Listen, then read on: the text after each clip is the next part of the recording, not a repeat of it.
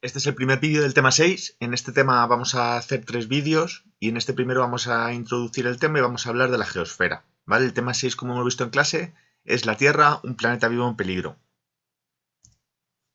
Para empezar a hablar de la Tierra tenemos que ubicarla, ¿vale? Tenemos que ver dónde está la Tierra. La Tierra está en un grupo de planetas que giran alrededor de una estrella que se conoce como el sistema solar. En un sistema solar siempre hay una estrella, en nuestro caso lo llamamos el Sol. Y luego tenemos 8 planetas, que seguro que lo sabéis, de más cerca a más lejos tenemos a Mercurio, Venus, luego estamos nosotros en la Tierra, Marte, Júpiter, Saturno, Urano y Neptuno. Acordaos que Plutón ya no es un planeta, ¿vale? ¿Por qué no es un planeta? Porque para que un cuerpo celeste sea un planeta, tiene que viajar solo en su órbita, tiene que estar solo dando vueltas alrededor de la estrella. Y Plutón está por aquí, en lo que conocemos como el cinturón de Kuiper. Luego tenemos muchos satélites que son cuerpos celestes más pequeños que giran alrededor de los planetas, como nuestra Luna, y luego tenemos 2 grandes grupos de asteroides. Hay un grupo de asteroides que le llamamos el cinturón de asteroides, que está entre Marte y Júpiter, y otro que está más allá de Neptuno, que es lo que se conoce como el cinturón de Kuiper. Y además tenemos muchos cometas que se escapan y pasan atravesando el sistema solar con unas órbitas bastante peculiares.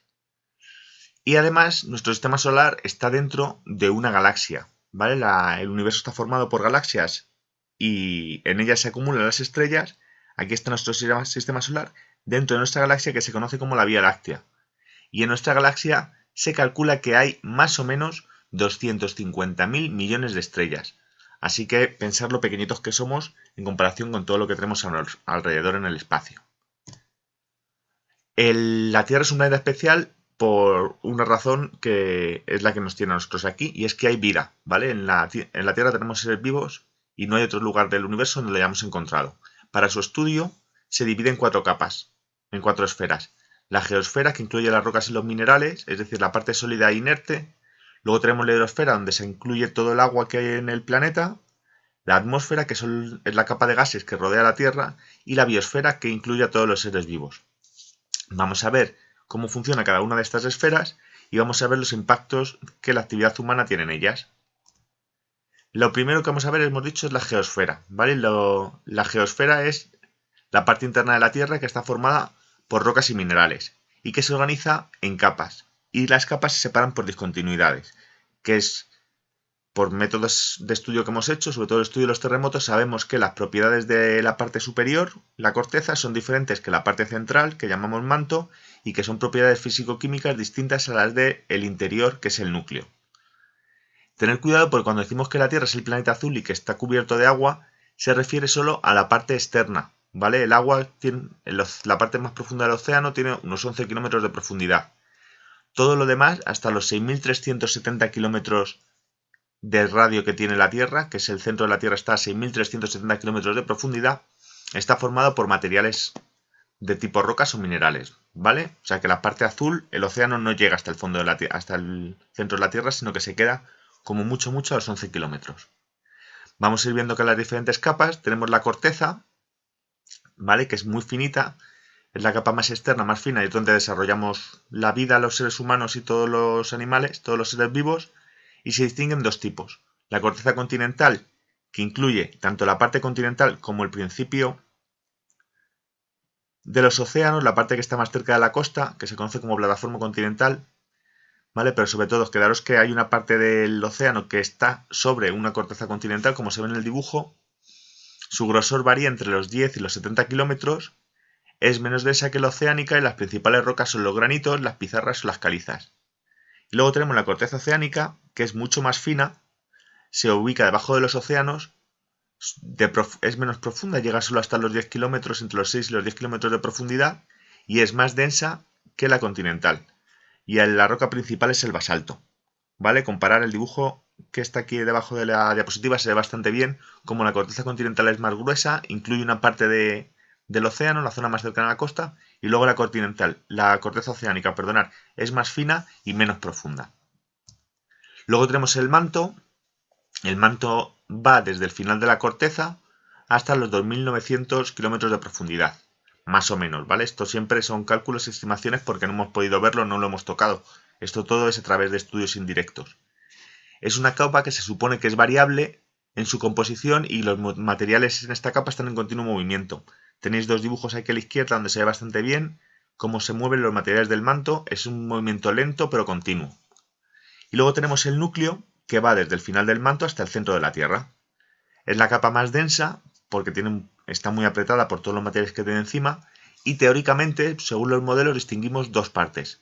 El núcleo externo, que está formado por materiales fundidos, es decir, en estado líquido, o más o menos líquido, y el núcleo interno, que está formado por materiales sólidos según las teorías, y el movimiento de los materiales en esta capa da lugar a una característica especial de la Tierra que es muy importante, que es la magnetosfera, que hablaremos de ella cuando hablemos de la atmósfera.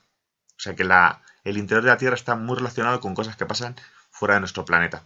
Curioso. Más cosas sobre la geosfera, pues vamos a hablar de lo que hemos estado mencionando todo el rato, los minerales y las rocas, que son los componentes fundamentales de la geosfera.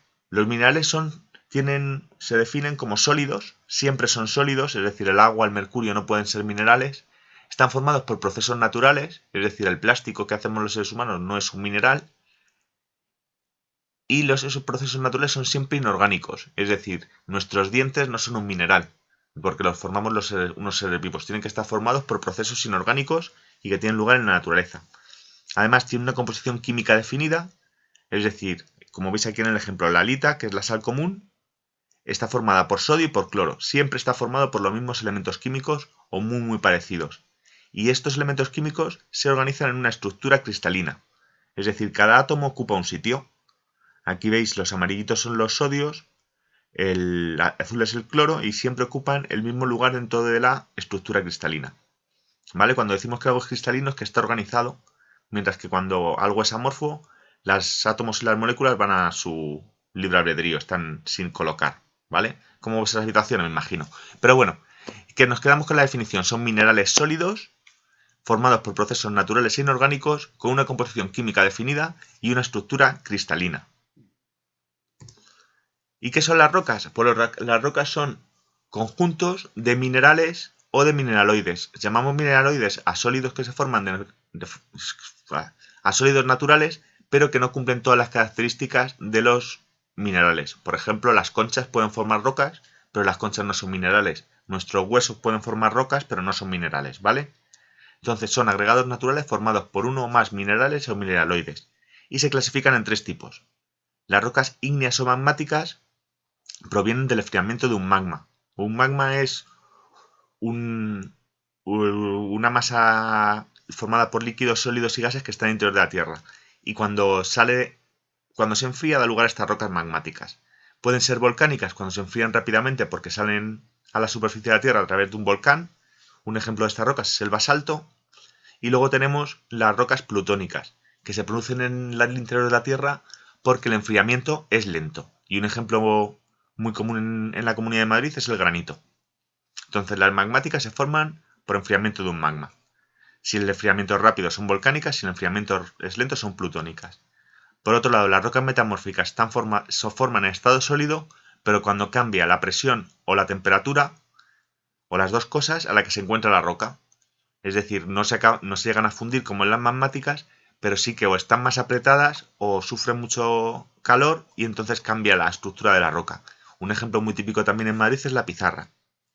Y tenemos el tercer grupo, que son las rocas sedimentarias, que estas rocas se forman muy cerca de la superficie terrestre y se clasifican en detríticas cuando están formadas por restos de otras rocas. Las rocas, sabéis que cuando están expuestas a la lluvia, al viento y eso, se rompen, y esas piezas que se rompen se acumulan y forman las rocas detríticas, o bien rocas no detríticas, cuando su origen es por otros procesos, por ejemplo como la precipitación química. Si tú pones agua con sal y lo dejas unos días y el agua se evapora, quedan unos cristalitos de sal. Pues eso pasa a gran escala en la naturaleza también. O también cuando se acumulan restos de seres vivos, por ejemplo los restos de conchas o de corales, dan lugar a calizas, los restos de plantas hace millones de años han dado lugar al carbón y los restos de animales acuáticos al petróleo.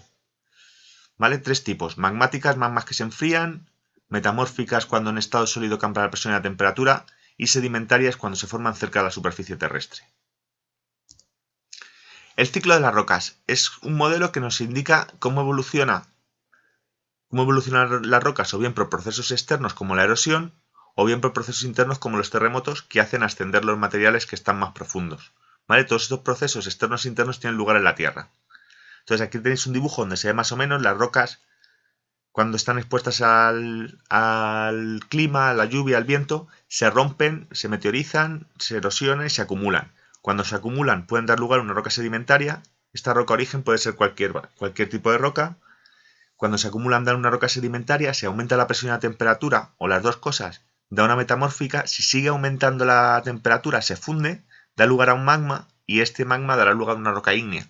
Pero este camino no es único. Los caminos que pueden tomar una roca ígnea puede hundirse muy rápido y dar rápidamente una metamórfica, o una propia roca ígnea se puede volver a fundir porque se hunde y aumenta mucho la temperatura. Es decir, los caminos entre el ciclo de las rocas son variados. Pero lo importante es que sepáis que una roca puede dar lugar a cualquier otra roca en función de los procesos por los que pase. Vale, vamos a ver ahora los aprovechamientos de los minerales y las rocas. ¿Para qué los usamos? ¿Por qué son importantes? Los minerales tienen tres aprovechamientos. El más importante es la obtención de elementos. ¿Vale? Hemos visto que los minerales están formados por elementos químicos. Algunos de ellos son interesantes para el ser humano, como el plomo, el hierro. Y entonces se hacen unos procesos siderúrgicos y se saca de un mineral, como en este caso la galena, se puede sacar plomo. Pero también hay minerales que que están formados por un solo elemento, como pasa con el oro, la plata o el azufre. Entonces directamente cogemos ese mineral y aprovechamos el elemento que nos interesa. Luego los minerales son materia prima para muchas cosas. Muchas de las cosas que tenemos en nuestro día a día, como los cristales, provienen de minerales. Un ejemplo sería este de aquí, que es la uraninita, que como el nombre indica, y se parece un poco, da lugar al uranio, que el uranio se usa como combustible en las centrales nucleares. Y como sabéis, es peligrosa porque es radiactiva. Y otro mineral que se usa muchísimo como materia prima es el cuarzo. El cuarzo está en el cristal, pero también está en los ordenadores, las placas solares y en un montón de instrumentos que usamos en nuestro día a día. Y un tercer uso es en la joyería. Las piedras preciosas, el diamante, el rubí, la esmeralda, el zafiro, todas ellas son minerales. En cuanto a las rocas, ¿qué aprovechamientos y qué usos tienen? Pues tienen un uso principal también como material de construcción, o bien directamente, como sabéis en los pueblos hay muchas casas hechas, normalmente decimos piedras, pero ojo, en este tema no se usa la palabra piedra, son rocas o minerales, entonces hay muchas casas en los pueblos hechas de rocas, ¿vale? Pero también se pueden transformar y pueden dar lugar, por ejemplo, aquí a hormigón, a cemento o a vidrio, ¿vale? Los materiales que usamos en nuestras casas normalmente provienen de rocas. Luego tiene un uso ornamental, por ejemplo en los cementerios, pero también en las cocinas. Aquí tenéis una encimera de granito, ¿vale? El granito, el mármol son rocas que se extraen para decorar o bien el exterior o bien el interior de las casas. Luego tenemos los combustibles fósiles, que también son rocas, ¿vale? El carbón, el petróleo, el gas natural, son rocas que usamos para obtener energía. Y un último uso que es importante tenerlo en cuenta es que los minerales los que hemos hablado antes aparecen dentro de rocas. Así que el aprovechamiento de esas rocas muy ricas en esos minerales constituye el cuarto uso de las rocas. ¿Y cómo se aprovechan esos recursos? ¿Qué hay que hacer? Pues para hacer un aprovechamiento de recursos de la geosfera lo que creamos son explotaciones. Esas explotaciones pueden ser superficiales, ¿vale? Muy cerca de la superficie terrestre, o pueden ser subterráneas. A través de túneles verticales se va entrando dentro de la corteza y se van extrayendo los minerales que nos interesan. Claro, muchísimo más caro las subterráneas que las superficiales. Y estas explotaciones pueden producir grandes impactos, ¿vale? Por ejemplo, cuando se aprovecha una explotación y no se restaura, puede quedar un relieve como el que tenéis en esa foto totalmente artificial que puede dar lugar a derrumbamientos, accidentes y demás. Mientras que si se restaura bien, aquí hubo una mina en la foto esta de en medio y no se observa una explotación minera y no se observa nada porque se ve un poquito los escalones, pero bueno, con la vegetación han conseguido evitar el impacto tanto visual como los riesgos derivados de derrumbes y demás. Y también muchas veces las explotaciones requieren acumular sustancias tóxicas como esta presa de aquí, que era la presa de Andalcollar, que en los años 90 estaba en Sevilla, se rompió y todas las sustancias tóxicas que había aquí acumuladas fueron por un río y llegaron hasta el Parque Nacional de Doñana.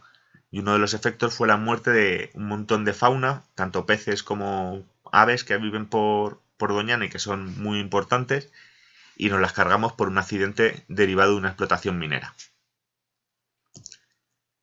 Otros impactos ambientales derivados del aprovechamiento de los minerales y las rocas, pues la contaminación del agua y de los suelos, problemas de salud para los trabajadores, bien porque están expuestos a mucho ruido. Tener en cuenta que para extraer rocas tenemos que usar explosivos, martillos hidráulicos y tienen que protegerse mucho porque tienen problemas de audición, y también están expuestas a veces a sustancias venenosas, ¿vale? Porque cuando queremos sacar minerales que tienen elementos químicos, por ejemplo el uranio, pues los que trabajan en minas de uraninita tienen que ir muy protegidos porque el polvillo que suelta la explotación es tóxico. Y luego también otra cosa que es lógica porque hay que ponerla, que es que cuando tú haces una explotación, el ecosistema que estaba antes en la superficie que vas a explotar, lo tienes que quitar y desaparece. Y un par de propuestas para la gestión sostenible de los minerales y las rocas serían, en un primer lugar y la más importante, reducir el uso de utensilios formados por minerales, ¿vale? Especialmente los dispositivos electrónicos, que requieren unos minerales muy específicos que además están asociados a conflictos bélicos y demás, o sea que es intentar aprovechar al máximo posible vuestros móviles y vuestros ordenadores, porque el planeta no se puede permitir que renovemos el móvil cada año, ni mucho menos cada 6 meses. Es importante que tengáis en cuenta que el tener un móvil le cuesta un esfuerzo a nuestro planeta, y los minerales y las rocas no son renovables, tardan millones de años en formarse, así que si no los usamos con cabeza, los van a desaparecer, no vamos a tener más.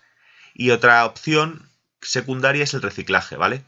El reciclarlos cuando ya no vamos a usar los móviles o los ordenadores o incluso las herramientas es importante para poder evitar tener que hacer nuevas explotaciones para extraer nuevos minerales y rocas.